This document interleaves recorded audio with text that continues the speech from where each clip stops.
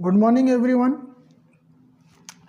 आज हम लोग क्लास 11th का पीरियोडिसिटी से रिलेटेड कुछ इम्पोर्टेंट करेक्टरिस्टिक्स पढ़ रहे हैं, जिसमें पहला अपना आता है एटॉमिक रेडियस। तो एटॉमिक रेडियस होता क्या है? तो जनरली अगर हम एटॉमिक रेडियस की बात करें तो होता क्या है कि जैसा कि हम लोग जान रहे हैं एटम्स के साइज़ की हम जब बात करते हैं तो एटम को हम जनरली क्या स्फेरिकल शेप का मान के चलते हैं।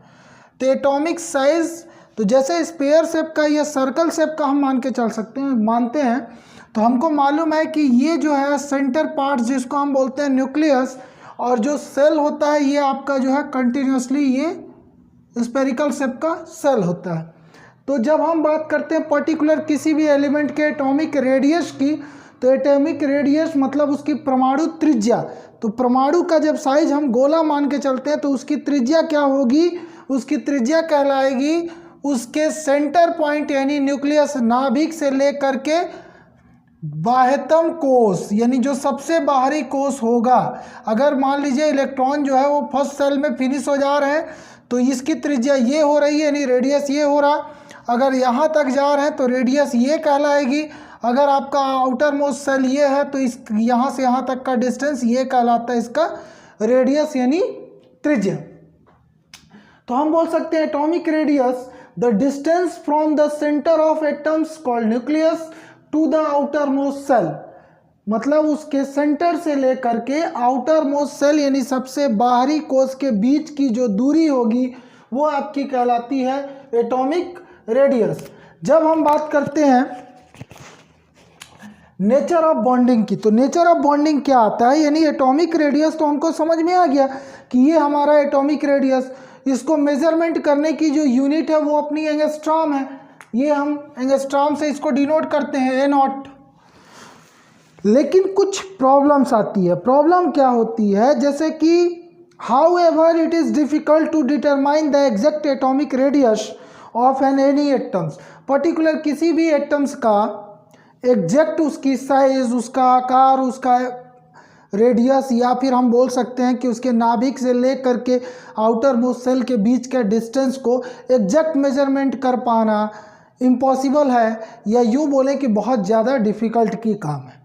तो इसमें डिफ़िकल्टी आती क्यों है? क्या ऐसे कारण है जिसकी वजह से ये डिफ़िकल्टीज आती है? तो उसमें पहला कारण आपका आएगा it is not possible to determine the exact size of electron cloud, जिसको हम बोलते हैं इलेक्ट्रॉन घनत्व या इलेक्ट्रॉन मेघ, इलेक्ट्रॉन बादल जिसको बोलते हैं। तो इलेक्ट्रॉन क्लाउड होता क्या है? तो इलेक्ट्रॉन क्लाउड एक ऐसा एरिया होता है जिसमें या जहाँ पास इलेक्ट्रॉन के पाए जाने की या प्रेजेंट होने की जो है संभावना या प्रोबेबिलिटी सबसे हाई होती है। तो हम एग्जैक्ट उस पोजीशन को नहीं जान पाते हैं कि इलेक्ट्रॉन जो है एक्चुअल में सेल में किस पोजीशन पर प्रेजेंट है, या जहाँ पास इलेक्ट्रॉन सबसे ज़्यादा होगा तो इस बेस पर एटॉमिक साइज डिफाइन कर पाना इम्पॉसिबल हो जाता है। फिर हम सेकेंड अगर बात करें तो it is not possible to isolate a single atom to determine its radius, मतलब पर्टिकुलर किसी भी सिंगल एटम का जो है रेडियस यानी उसकी त्रिज्या को डिफाइन कर पाना पॉसिबल नहीं होता, because atom is too small, क्योंकि एटम जो है बहुत ही छोटी यूनिट्स है, एंड टू बी आइसोलेटेड, और साथ ही साथ ये जो है वो विलगित भी होता है, यानी ये अपने सराउंडिंग के साथ एनर्जी और मास को एक्सचेंज नहीं करता है। तो ऐसे केस में क्या होता है कि पर्टिकुलर एक सिंगल एटम का जो एटॉमिक रेडियस होता है इसको कैलकुलेट कर पाना जो है पॉसिबल नहीं होता है या डिफ़िकल्ट होता है। फिर एक और हम बोल सकते हैं कि it is not possible to locate the exact position of electron.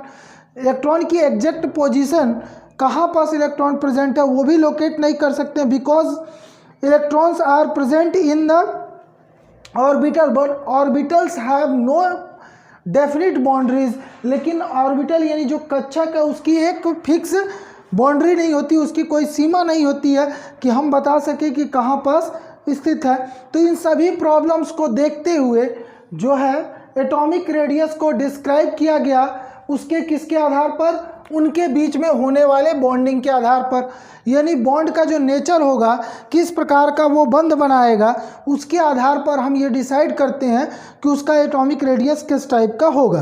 तो इसमें 3 टाइप्स आपके आते हैं। फर्स्ट टाइप आपका आता है कोवैलेंट रेडियस। तो ये कोवैलेंट रेडियस होता कहाँ है या किस पर प्रेजेंट होता है? तो जनरली कोवैलेंट रेडियस जो होता है आपका होमोन्यूक्लियस मॉलिक्यूल से रिलेट करता है, यानी ऐसे ऐसे मॉलिक्यूल्स जो होमोन्यूक्लियस हो। जैसे मान लीजिए आपका H2Cl2, आपका O2, या फिर हमने बात कर लिया आपका F2।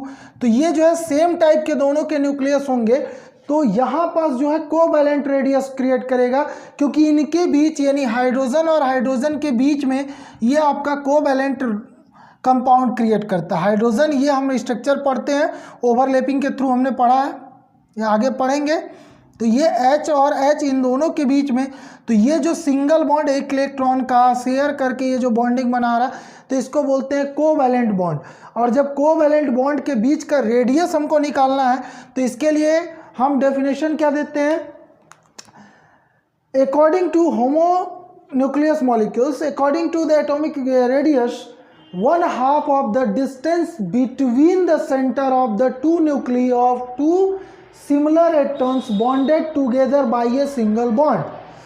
मतलब साफ ये है कि जब दो एक ही प्रकार के एटम एक दूसरे के साथ एकल बंध द्वारा जुड़े होते हैं, तो उन दोनों के बीच यानी उन दोनों के नाभिकों के बीच, ये जैसे एक हाइड्रोजन एटम से ये सेकेंड हाइड्रोजन एटम है, इसका न्यूक्लियस ये है, इसका न्यूक्लियस ये है, इन दोनों के बीच में ये सिंगल कोवैलेंट बॉन्ड है, एकल जो सहसंयोजी बंध बना रहा है।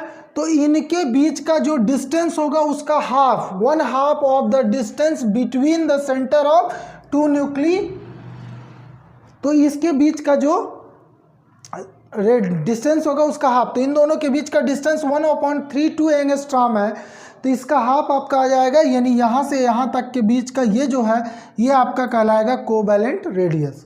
सेकंड हम जब बात करते हैं, इसको बोलते हैं सहसंयोजी त्रिज्या। इसके बाद आता है वंडर वाल्स त्रिज्या। वंडर वाल्स त्रिज्या, तो वंडर वाल्स त्रिज्या कब और किस पर अप्लाई होती है? तो वंडर वाल्स त्रिज्या का हम डेफिनेशन देखें तो बोलता है 1/2 the distance between the two nuclei of two non bonded atom. Non bonded atom कहने का मतलब ये है कि सपोज मान लीजिए आपने यहाँ हाइड्रोजन और हाइड्रोजन के 2 एटम्स लेकर के H2 मॉलिक्यूल्स क्रिएट किया, वहीं आपका जैसे ये Cl और Cl के 2 मिलकर के Cl2 क्रिएट कर रहे हैं, दोनों एक दूसरे के नाइबरिंग मॉलिक्यूल्स हैं, एटम्स नहीं है भाई, मॉलिक्यूल्स की बात हो रही है यहाँ। तो ये दोनों मॉलिक्यूल्स हैं, तो इनके बीच का हमने अभी पढ़ा कोवैलेंट बॉन्ड क्रिएट कर रहा, तो इनके बीच का यानी दोनों के न्यूक्लियस के बीच का जो डिस्टेंस है उस डिस्टेंस का हाफ, यानी ये यहाँ से यहाँ तक कहलाएगा कोवैलेंट रेडियस। बट यहाँ बोल रहा 1/2 the distance between the nuclei of two non bonded, मतलब ये दोनों जैसे ये Cl2 और ये आपका H2, तो यहाँ का H और इसका Cl, तो इन दोनों के बीच में कोई बॉन्ड क्रिएट नहीं हो रहा। तो जब बॉन्ड नहीं बन रहा तो इसके न्यूक्लियस और इसके बीच के न्यूक्लियस यानी ये इन दोनों न्यूक्लियस के बीच का जो डिस्टेंस है उस डिस्टेंस का हाफ, ये आधा जो है वो आपका कहलाता क्या है? वो आपका कहलाता है वंडर वाल्स रेडियस। तो याद रखिएगा इसमें जो है नॉन बॉन्डेड एटम्स है और इसमें बॉन्डेड विथ सिंगल एटम या सिंगल मॉलिक्यूल सिंगल इलेक्ट्रॉन के बीच में ये जो है सिंगल बॉन्ड क्रिएट करेगा। तो कोवैलेंट बॉन्ड में जो रेडियस आएगा वो कोवैलेंट रेडियस कहलाएगा। वंडर वाल्स जो रेडियस होता है ये दो ऐसे एटम्स के बीच में होता है, बीच के नाभिकों के बीच की दूरी का आधा होता है, जिनके बीच में कोई बंध क्रिएट ही नहीं होता, ये नॉन बॉन्डेड होते हैं। अब इसी में हम तीसरा बात करते हैं, थर्ड वाला मेटॉलिक रेडियस। मेटॉलिक नाम से ही क्लियर है बाबा, metal that means cation and anion, positive charge and negative charge. तो cation that means positive charge, इसको कर्नॉल भी बोलते हैं, कर्नॉल। और ये हो गया एनायन जो है अपना इलेक्ट्रॉन, इलेक्ट्रिसिटी। जब इलेक्ट्रॉन यानी निगेटिव चार्ज लगेगा। तो मेटॉलिक की बात किया, मतलब कोई ऐसा एटम्स लेगा जो आपका क्या होगा, मेटल क्रिस्टल्स फॉर्म में हो, और क्रिस्टल फॉर्म में होगा तो इसमें प्रोटॉन यानी कर्नल और एनायन यानी इलेक्ट्रॉन दोनों प्रेजेंट होंगे। तो बोलता है it is the distance between the centre of the nucleus of two adjacent atom, मतलब एक दूसरे के पास, एक दूसरे से लगे हुए, टच किए हुए एक दूसरे को, ऐसे जो है एडजेसेंट एटम्स होंगे, और वो भी किस में होंगे भाई, मेटॉलिक क्रिस्टल्स फॉर्म में होंगे। तो इन दोनों के बीच के न्यूक्ली यानी न्यूक्लियस का आधा जो है वो आपका कहलाएगा मेटॉलिक रेडियस। तो ये 3 टाइप से हम रेडियस को डिफाइन करते हैं। अब जब हम बात करते हैं कि किसका साइज बड़ा होगा, चाहे एटम के साइज की बात करें या एटॉमिक रेडियस की बात करें, तो हमेशा याद रखिएगा when the comparison of 3 types of radius, so a comparison of 3 types of radius so that the covalent radius of an atom is the shortest and van der Waals atoms radius, van der Waals radius is the longest। तो हमेशा याद रखिएगा कि जो covalent radius होगा ये strongly connected होते हैं, तो इनके बीच का डिस्टेंस हमेशा सबसे कम होता है।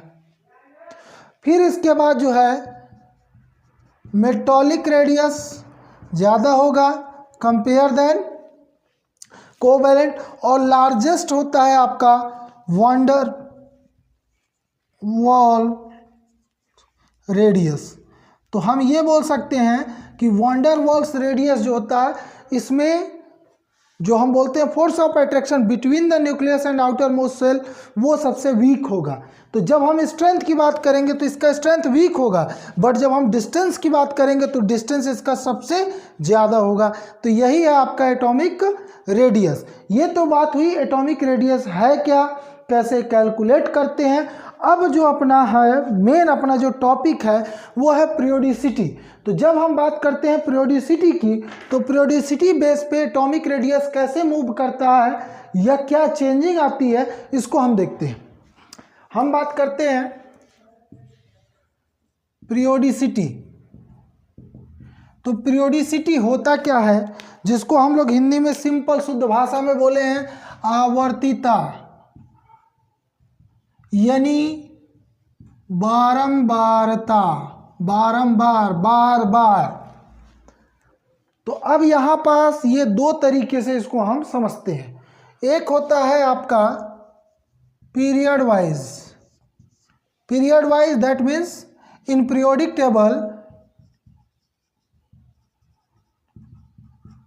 Table we move left to right, बाएं से दाएं की ओर मूव करना, ठीक। तो याद रखिएगा when we move left to right in any periods, so atomic radius decreases, घटता है भाई, घटता है, मतलब एटॉमिक साइज जो है वो क्या होगा, डिक्रीज होगा, यानी छोटा होते जाएगा, स्मॉल होते जाएगा।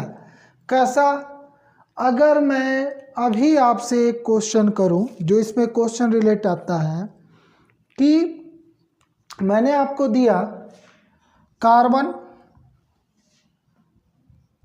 नाइट्रोजन, ऑक्सीजन, फ्लोरीन, ये मैंने आपको 4 एटम्स दे दिए। मैंने बोला arrange in decreasing order of atomic radius.